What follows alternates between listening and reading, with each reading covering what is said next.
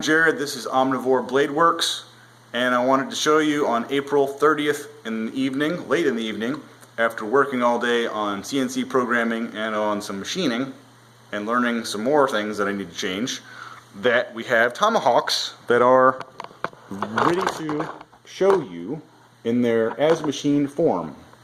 We got the three variations that I want to probably make the most of right here on the table. And here's a little MDF handle as a placeholder. That's how the handle is going to fit on there.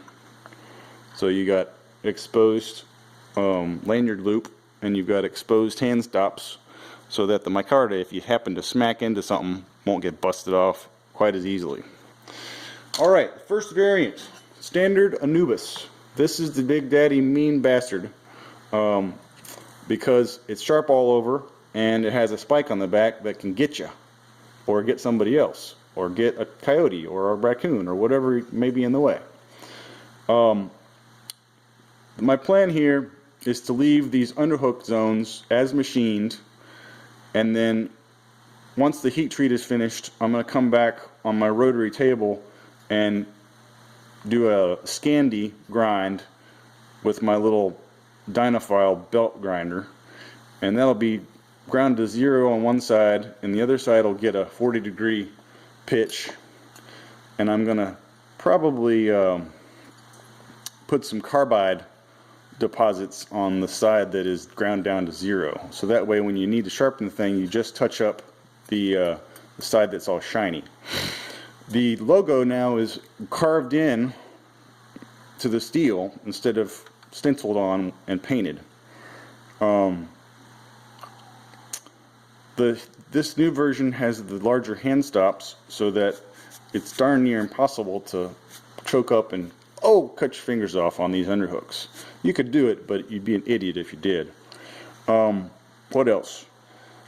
The chamfers in the truss area of the handle are a little deeper, so I can cut a little bit more weight out of there. We're talking about grams. And then the lanyard loop is also chamfered on the inside, so that if you happen to want to throw this tomahawk up in the air over a wall or in a tree and use it as a grappling hook, which I don't recommend, you could tether it right there. I don't know what else you'd possibly use a lanyard hole for. I tried the idea of using this whole thing in the sheath as a bow drill, but it didn't work very well because this thing doesn't flex and you can't get enough tension on your cordage to turn the spindle. That's just a crazy idea. The biggest difference in this tomahawk from the old version is that there's no holes in the head, there's just pockets.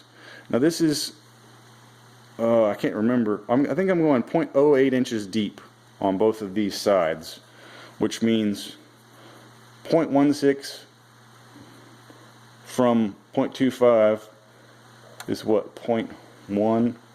No, 0.9? So I got 0.09 inches thick in here of steel. So that's more than a 1/16. It's like 3/32, but it does cut out some weight, and it allows me to have a place for the sheath to grab a hold of when I get that new sheath done.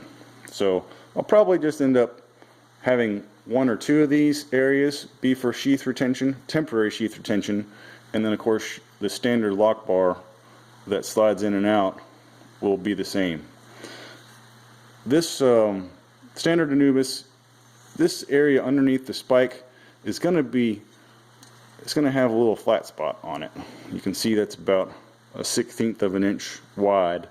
That's the bearing surface for the lock bar.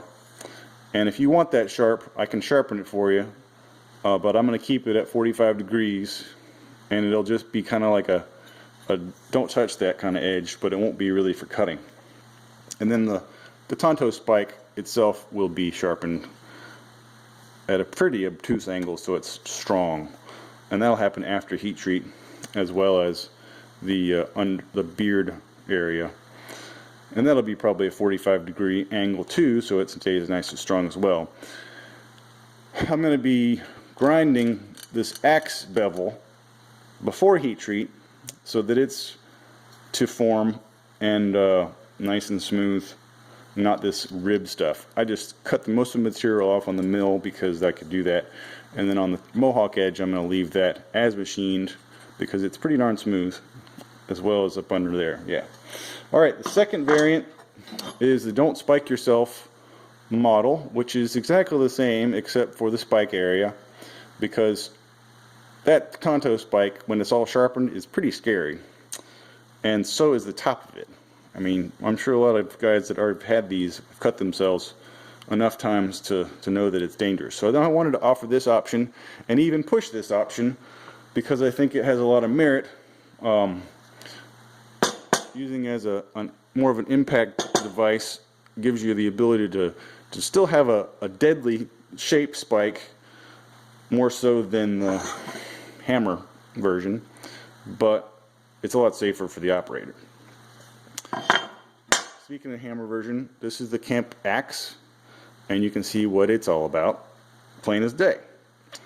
So the underhook edge will be 20 thousandths thick prior to sharpening, and so will the Mohawk edge, and then the axe edge itself will have a 25 thousandths thick edge prior to sharpening.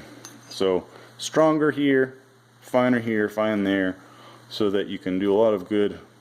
You can get some resharpening out of it, and of course you're going to get more cutting performance in those areas that are not made for impact.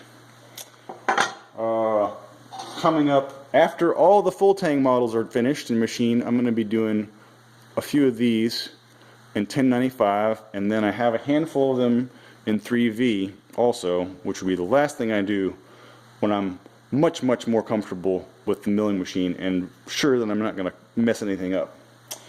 So the way this is going to work is that there'll be a spacer in between, and then side sandwich pieces that will go together, pin on, glue on with some micarta pins to keep everything in the right position, and then bolt on with 6 screws just like normal. So you'll have 3 positions where you can get electrical conduction through the fasteners, but that's it. So for emergency personnel, that might be a good choice. And the strength, according to the calculations, is basically the same, at least especially in the lateral motion, because the amount of steel in there is actually, there's more steel in this one for sideways bending, and there's more steel for this I-beam or truss direction in this one. So if you're going to split a lot of wood and you want to bend it sideways, this is going to be your better choice. Whereas if you just love full tang, then go with this one. But in the future, I'd like to make more of these because it's more efficient for material, and I think it's going to be a more comfortable tomahawk. Hopefully I didn't shoot myself in the foot by telling you that, but I got 50 of these full tang variants that are going to be coming down the pipe, and basically all the ones you see right now, including this pile of 6, are going to be demos and testers, because they're the ones that I was just learning on with the machining. So each one of them has a minor screw up, and some of them will be fixable and others might. I'll know what they are, but you guys might not know what they are. Alright, 9-minute video.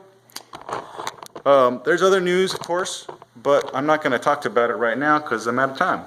But let me know, either commenting or emailing sressentials@gmail.com. Let me know which one you like, which one you want. I'm just taking verbal orders for now. I already have a backlog of verbal orders, so first come, first serve according to that backlog, as well as a few guys that have deposits in already.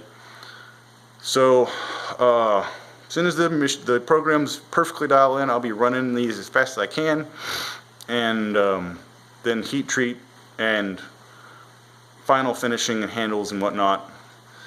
And assuming that coronavirus doesn't throw more monkey wrenches into the ball game or the works, then we'll have tomahawks before it gets hot.